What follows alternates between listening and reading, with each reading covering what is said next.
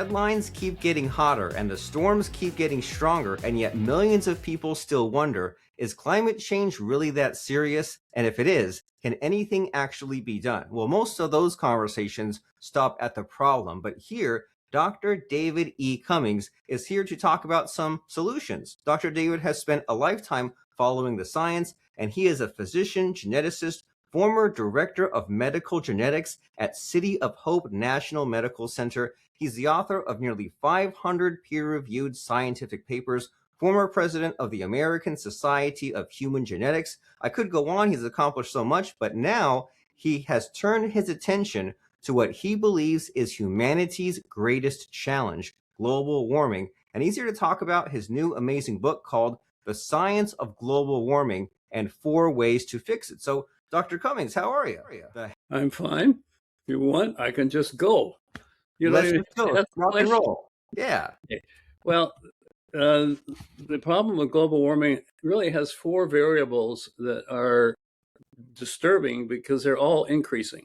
Variable number 1 is getting more carbon dioxide into the atmosphere. Well, we expected that because we continue to emit carbon dioxide. Variable number 2 was very disturbing, and that is that the rate of this increase is increasing. Okay, it's not going down, it's increasing. The third variable is a thing called the Earth's heat imbalance. That's defined as the amount of heat coming in from the sun versus the amount that's reflected back out again. That is equivalent to, brace yourself here, 143,000 atomic bombs going off every day. Every day. Every day. That's a lot of energy. Now, someone else, Bill McKibben, put it differently. He said this is roughly equivalent to 20 times the total annual electricity generation of the entire human race. That was for a year, but the other one was for a day. That is an enormous amount of heat going into the ocean. So the result of that is that the oceans are heating up. Now, the result of that is that hurricanes are getting worse, storms are getting worse. Why are they getting worse? Well, the hotter the ocean is, the more water goes into the atmosphere. The more water into the atmosphere, the more severe the hurricanes and the more severe the storms and all the other things. And ironically, it has 2 effects. One is to have floods and storms. The other sometimes is to have droughts. Both of these significantly impair crop production.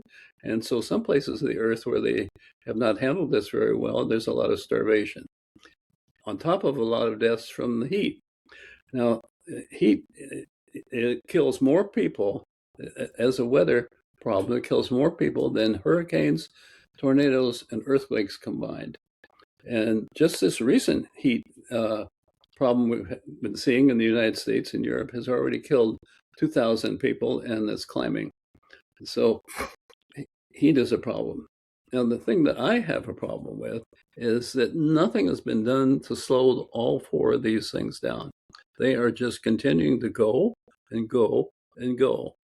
And that means that our children and our grandchildren are going to be in deep trouble unless somebody says, this is a problem and I want to do something about it. Now, normally we leave that up to governments, but our government is run by a person who, as I said the other day, if he jumped off the Empire State Building as he went by, he would say, I'm going to be fine. Gravity is a hoax. Gravity is not a hoax, and climate change is not a hoax. Climate change is real, and it's getting worse and worse and worse. We need governments or billionaires to step in and say, okay, here are 4 ways that we can help cut it down. I'm here to help. Now, one of the ways is the reason this heat imbalance is so great is because some of the heat is not reflected out as much as it should be, and that's called albedo. Albedo is the reflectivity of the Earth. Our albedo is decreasing because it's caused by glaciers, excuse me, and sea ice, both of which are melting. So the albedo drops, and the amount of carbon dioxide in the atmosphere increases The combination of that results in these horrendous imbalance of heat that's increasing the heat in the ocean. Now, there are some ways to fix it. One of them is to correct the albedo. And I have suggested that we can get 5 by 5 foot plastic squares and paint them with extremely highly reflecting paint. It reflects 98% of what comes in. Spread them out on some deserts in Australia and reconstruct some of the albedo that's been lost. Now, another thing that needs to be fixed is the acidification of the oceans. That is a problem which decreases the amount of ocean life that can be used for feeding billions of people. And as that goes up, that source of food goes down. The fourth one I had talked about is a thing called enhanced weathering. Now, most of what's been done now, as far as burying carbon dioxide, taking down the atmosphere and burying it, is to bury it underground. Well, that sounds great. Well, for 1,000 tons, maybe 1,000,000 tons, that's okay. But we're talking about billions of tons.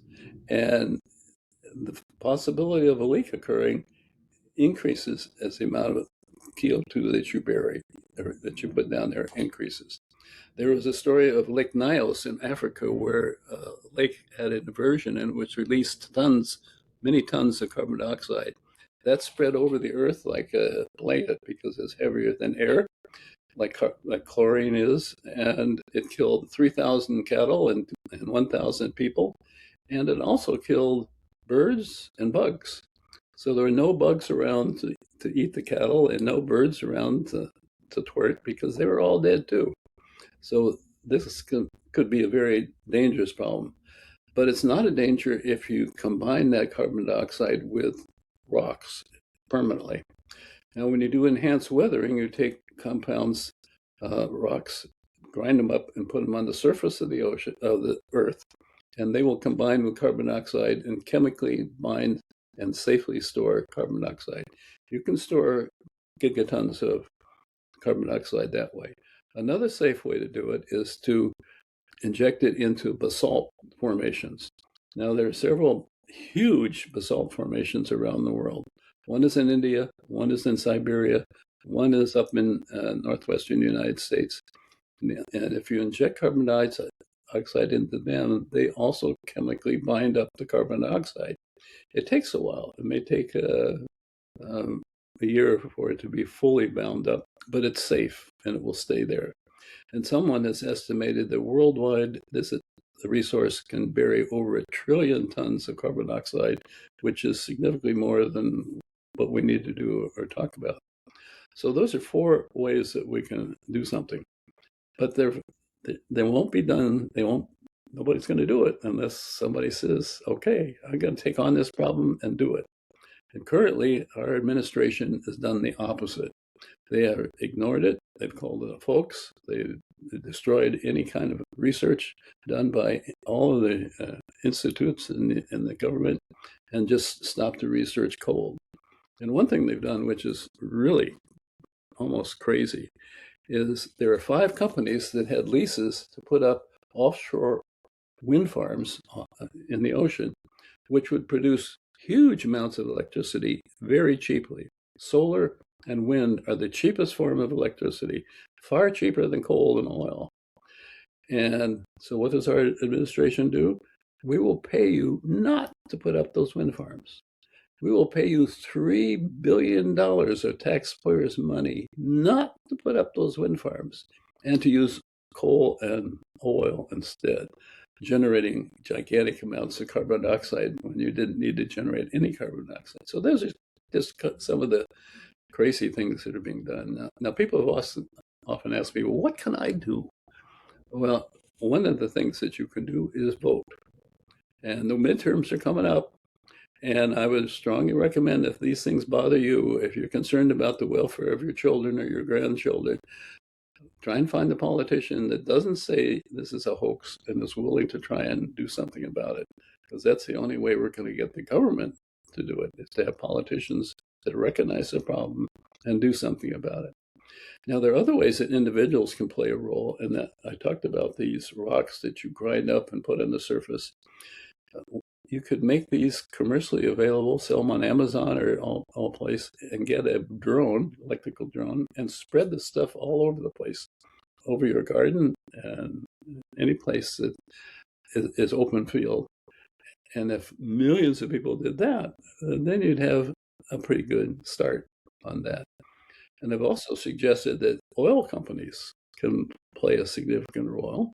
Oil companies are very good at pulling things out of the earth and selling it, namely oil and coal.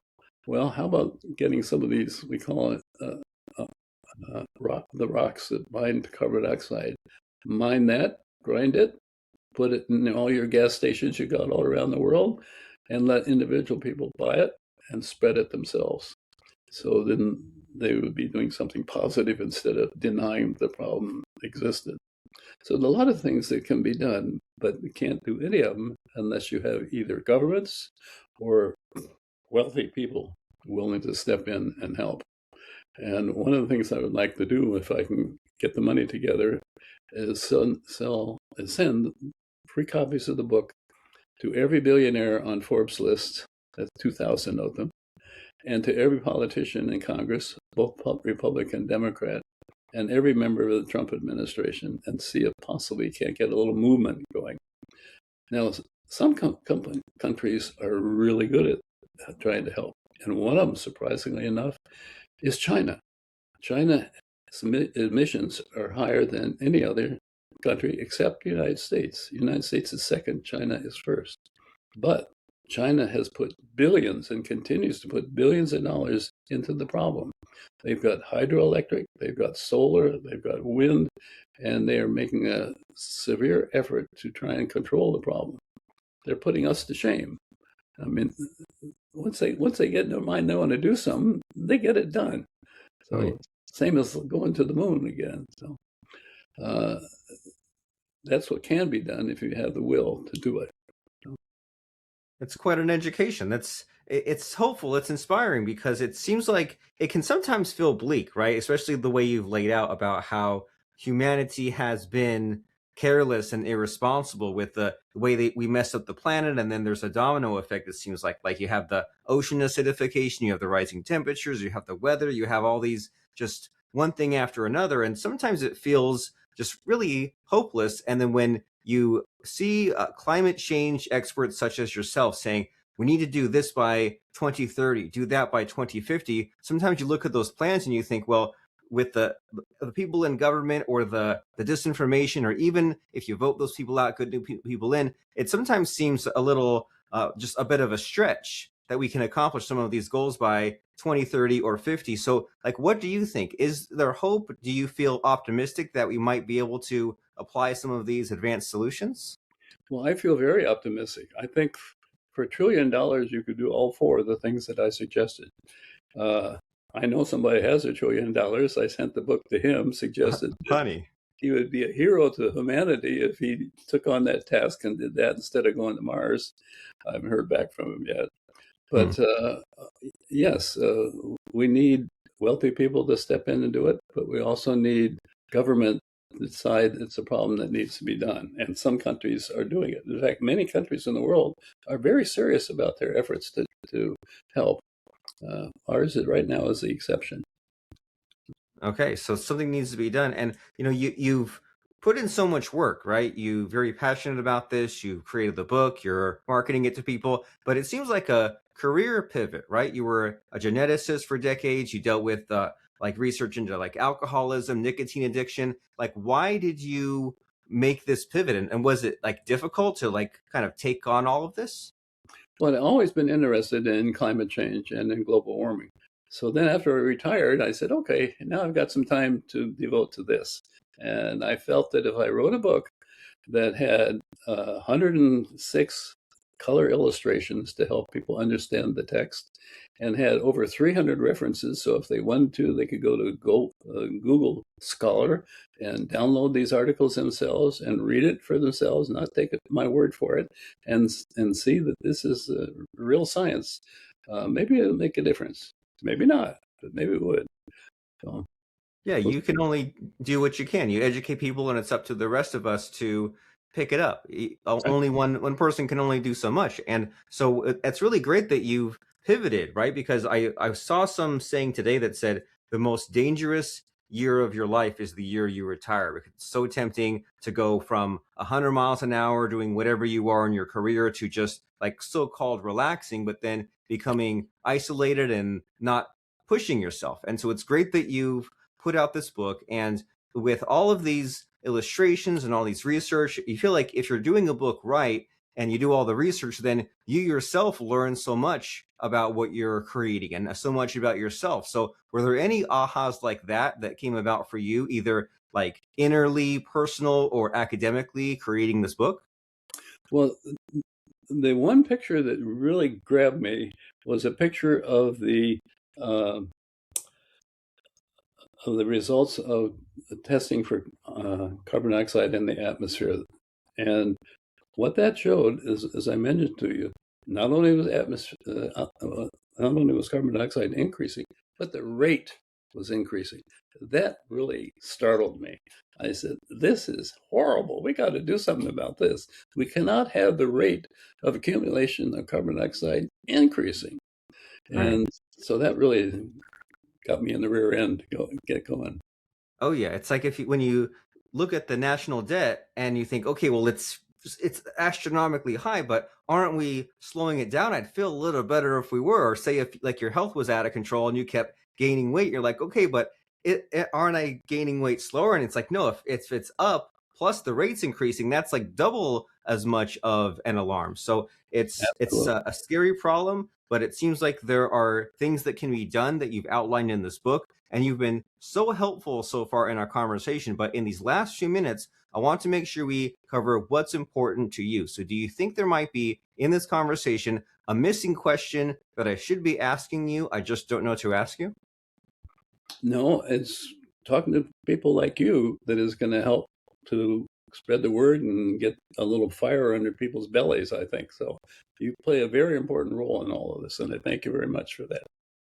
Well, very nice. And so if someone wants to know, like, okay, speaking of what can be done, right? You mentioned some activities like there's this special rock that might be available for purchase, or just like what can people do to make a difference? Number one, as far as I'm concerned, is vote. There's nothing more important than that. You've got to get a government that takes the problem seriously and is willing to do something about it. Between saying they're going to go to the moon again and saying they're going to go to Mars and building a $500 billion dome over the United States and putting billions of dollars into controlling immigration, that amounts to more than $1 trillion. If I had that money, I guarantee you we could make a huge difference on controlling global warming. Right. It's completely ridiculous when you put it that way, that we have more than the money to fix this problem many times over, but our priorities are so out of whack. And so that's a great, basically deciding factor, right? Of the next election, midterm election, local government, etc. If that politician does not believe in global warming, or if they're not looking to take some kind of action, it's should be a no-go, right? Because it's literally the future of our planet depending on it. You could not have said it better.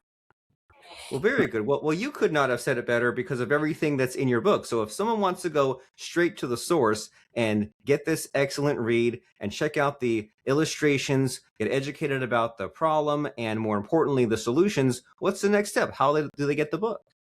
Go to Amazon, and you get it the next day. Good Okay. old Amazon. They're really quick.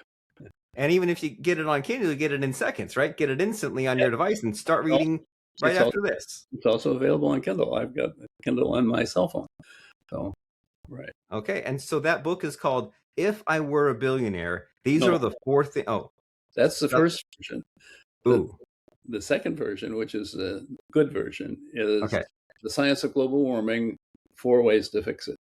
Ooh, okay. Let's go. We brought that up, right? So if you find that other one, that's the incorrect one. The up-to-date one is The Science of Global Warming and 4 Ways to Fix It by David E. Cummings, MD. Cummings is spelled Comings. And you can find that at thecummingsfoundation.org. And there's all sorts of information, blog posts there, but most importantly, that link to Amazon. So that way You can show those climate change deniers the science that strongly supports that climate change is real. And if you're not a denier and you're concerned about our planet's future, then you have the science supporting the fact that if warming is not halted, our planet faces looming disasters. And then one further step from that is if you have any kind of those resources to help, then there's plans in place by Dr. David where we can take some action. And even if you're an average citizen, you may be able to help in the removal and safe sequestration of atmospheric CO2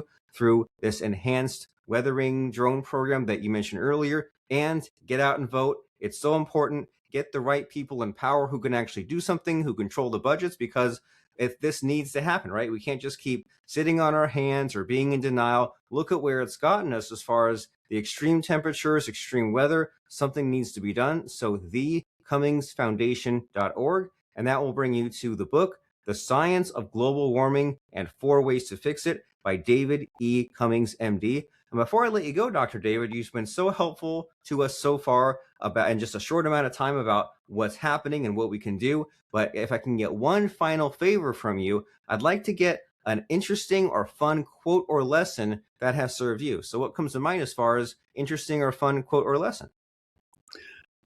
Well, in the middle of the night, I had a thought. A lot of my thoughts come in the middle of the night. And I thought, what's a good way to illustrate the silliness of denying climate change? And I may have mentioned this before, but I envisioned that Trump had jumped off the top of the Empire State Building. And on the way down, he says, I'll be fine. Gravity is a hoax. Certain things are definitely not a hoax. Right. So you need to take something seriously. And just because it hasn't fully caught up to us yet, it's like we've seen the effects and there will continue to be problems. So we need to get the ship turned around. And you can start by getting that book, The Science of Global Warming and 4 Ways to Fix It by David E. Cummings, MD. And then check out thecummingsfoundation.org. The Cummings Foundation is a family foundation, nonprofit, greatly concerned with the pervasive effects of climate change and its resultant global warming. So check out that book, The Science of Global Warming. You'll love it. Anything else, Dr. David? You can get it faster by going directly to Amazon. Ooh, okay. And then go directly to Amazon, and we're getting that book, The Science of Global Warming by David E. Cummings, MD. Go ahead, get it right now. And I'm so grateful that you were here, David, and thanks for everything that you do. You're fantastic. We could have changed places.